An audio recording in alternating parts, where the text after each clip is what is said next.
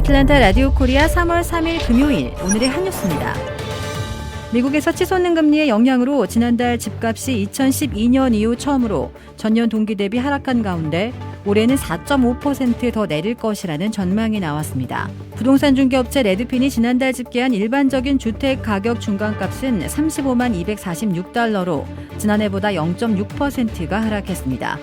집값이 전년 동기 대비 내린 것은 2012년 이후 처음이라고 레드핀은 밝혔습니다. 이런 가운데 전문가들이 올해 집값 하락폭을 4.5%로 전망했다고 전했습니다.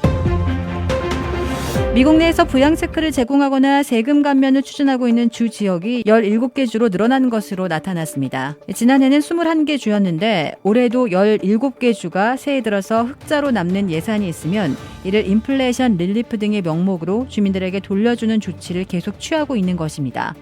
버지니아에서는 지난해 40억 달러에 이어 올해 10억 달러의 감세안을 거의 마무리하고 있고 조지아주에서는 1인당 250달러, 부부 500달러씩의 체크를 보내기로 했으며 뉴저지주에서는 재산세 리베이트 체크를 제공하는 방안을 추진하고 있습니다.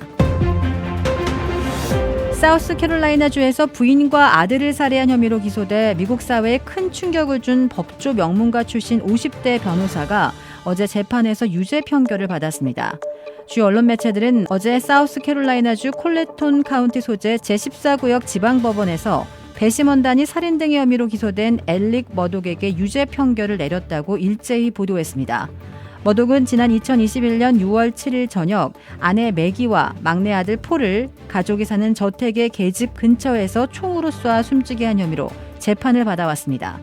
6주간 열린 재판에 증인 75명이 불려나오고 800건에 가까운 증거가 제시됐으나 배심원 12명이 평의에 들어간 후 판결을 내리는 데에는 3시간도 채 걸리지 않았습니다. 살인 범행에 사용된 총기나 자백이나 핏자국 등 증거는 없었으나 정황 증거가 산더미처럼 있었습니다. 재판에서 검찰은 머독이 횡령 등 그간 저지른 범죄가 곧 들통날 것 같다는 상황이 되자 동정심을 유발하고 시간을 벌기 위해 가족을 희생시킨 것이라고 주장했습니다. 머독은 수십 년간 마약성 진통제에 중독돼 약값을 충당하고 화려한 생활을 유지하기 위해 횡령 등을 저질렀을 것으로 검찰은 보고 있습니다. 이번 수사 과정에서 여죄가 드러나면서 머독은 가문이 운영하는 로펌과 의료인들로부터 막대한 금액을 횡령하는 등 약 100건에 달하는 혐의로 기소된 상태입니다. 머독은 사우스캐롤라이나주 남부의 유력 법조 가문 출신인데다 그도 전도 유망한 법조인이어서 그가 가족을 총으로 쏴 죽였다는 내용은 미국은 물론 세계적으로도 이목을 끌고 있습니다. 플로리다에서 뇌를 먹는 아메바로 불리는 파울러 자유 아메바에 감염돼 숨진 한 남성이 수돗물로 코를 헹구다 변을 당한 것으로 추정돼 방역당국이 경보를 내렸습니다. 지역 언론 보도에 따르면 이 남성은 지난달 20일 아메바 감염으로 숨졌습니다. 보통 아메바는 호수나 강 등지의 따뜻한 담수에서 발견되는데 이번에는 수돗물을 타고 사람을 감염시킨 것으로 파악됐습니다. 피해자가 수돗물로 코를 헹구다가 물속에 있던 아메바에 감염됐다는 것인데요. 지역 언론들은 질병통제예방센터가 수돗물을 통한 첫 파울러 자유 아메바 감염 사례라고 확인해줬다고 보도했습니다. 이에 플로리다주 남서쪽 샬럿 카운티 보건당국은 같은 달 23일 경보를 발령하고 코 안쪽 부비강을 세척할 때는 소독된 물이나 증류수를 사용하도록 주민들에게 안내했습니다. 수돗물은 1분 이상 끓인 뒤 식혀서 사용해야 합니다. 다만 지역 보건당국은 수돗물을 마시는 것으로는 감염되지 않고 이 감염된 물이 코로 들어갈 경우에 발생한다며 수영이나 샤워 시에도 코로 물을 흡입하지 말도록 당부했습니다. 파울러 자유 아메바는 코를 통해 뇌에 유입되면 원발 아메바성 뇌 수막염을 일으키며 이로 인한 치사율은 97%에 달합니다. 감염 증상으로는 두통, 열, 구토 등이 있습니다.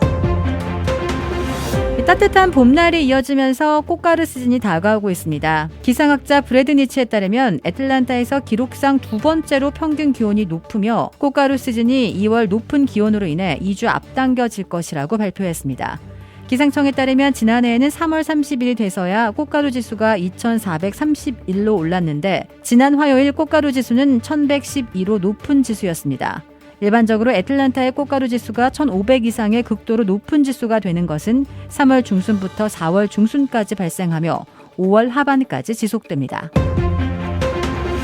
2035년쯤에는 세계 인구의 절반 이상이 과체중이나 비만이 될 것이라는 전망이 나왔습니다. 세계 비만 재단이 어제 발표한 보고서 세계 비만 아틀라스 2023에서 비만 문제에 대해 적절한 대응을 하지 않는다면 2035년까지 과체중 또는 비만 인구가 세계 인구의 절반 이상이 될 것으로 전망했습니다. 세계 인구 중 과체중 인구 비율은 2020년 38%에서 25년 42%, 2030년 46%, 35년 51%로 증가하고 인구 비만율은 2020년 14%에서 25년 17%, 2030년 20%, 35년 24%로 늘어나며 꾸준한 증가세를 보일 것으로 예상됐습니다. 주택 구매뿐만 아니라 커머셜, 웨어하우스, 비즈니스 건물까지 부동산계의 큰손 이주환 부동산. 크레딧 카드 빚 최대 80%까지 탕감. 크레딧은 지켜드리고 빚은 줄여드리는 O3 컨설팅이 오늘의 한 뉴스를 후원합니다. 이상 애틀랜타 라디오 코리아 3월 3일 금요일 오늘의 한 뉴스의 고지선이었습니다.